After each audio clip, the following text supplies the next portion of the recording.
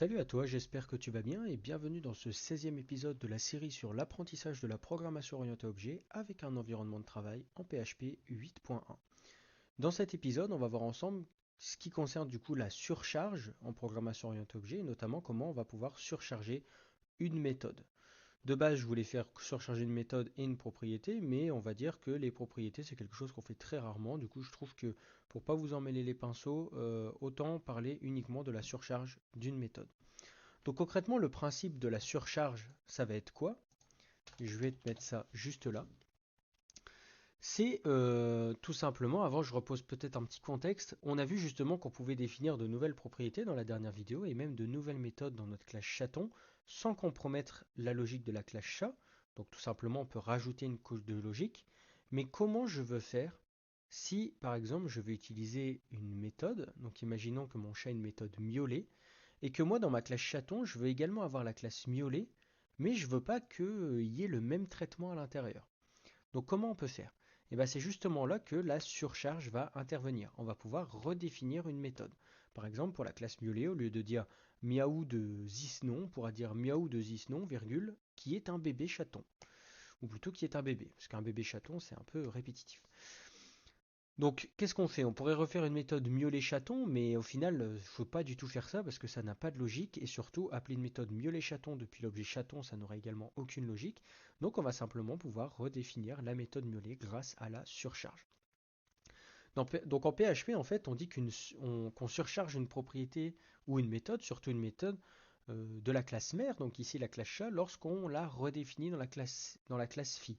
C'est-à-dire qu'on utilise la surcharge, c'est quand on redéfinit une méthode, on va parler que de méthode ici, on redéfinit une méthode de la classe mère, donc ici chat, dans la classe phi, ici chaton. Concrètement, les conditions pour surcharger une méthode, ici, ça va être le même nom, le même nombre de paramètres et le même nombre de paramètres, pardon, et uniquement le comment dire. Il me semble que c'est même nom, même nombre de caractères. J'ai pas envie de dire une bêtise. Corrigez-moi dans les commentaires si je me trompe, mais il me semble que c'est uniquement les méthodes publiques ou protected, pardon. Les méthodes privées sont hors champ au niveau de la surcharge, ce qui paraît logique au final. Donc du coup, si on surcharge une méthode protected, par exemple, on pourra la redéfinir uniquement en public ou protected et non pas en private. Donc ce qui paraît logique. La nouvelle définition, du coup, doit obligatoirement posséder un niveau de restriction de visibilité plus faible ou égal. Mais du coup, ne doit en aucun cas avoir une visibilité plus restreinte que la définition de base. C'est-à-dire que par exemple, si ma méthode est en public et que je la redéfinis dans chaton, je peux la redéfinir uniquement en public. Par contre, si elle est en protected, je peux la redéfinir en public ou en protected. Techniquement, si je ne me suis pas trompé dans mes recherches avant cette vidéo, c'est ça. Mais normalement, on est bon. N'hésitez surtout pas à me corriger en commentaire si je me trompe.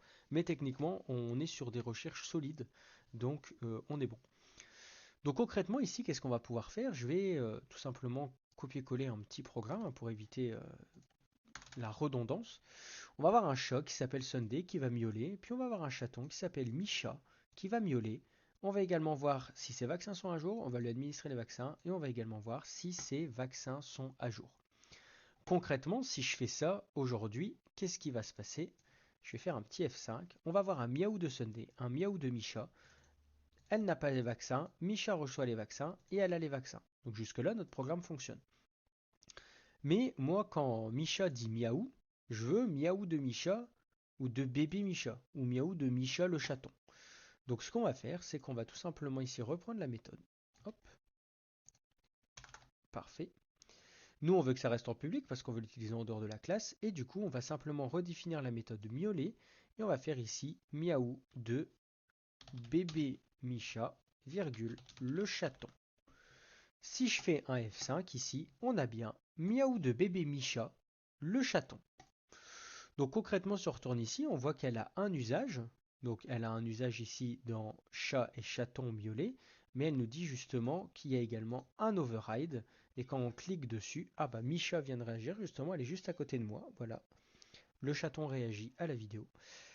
Et du coup, ici, si je clique sur un override, on voit bien qu'on est redirigé vers justement la méthode miaulée de chaton.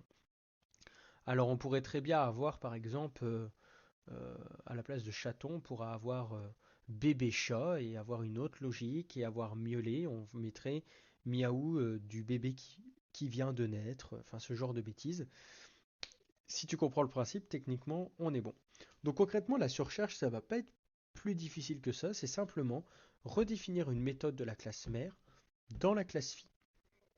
Concrètement, il n'y a rien de plus compliqué et il faut juste que tu saches les quelques règles, à savoir les mêmes noms, le même nombre de caractères et uniquement les méthodes publiques ou protected.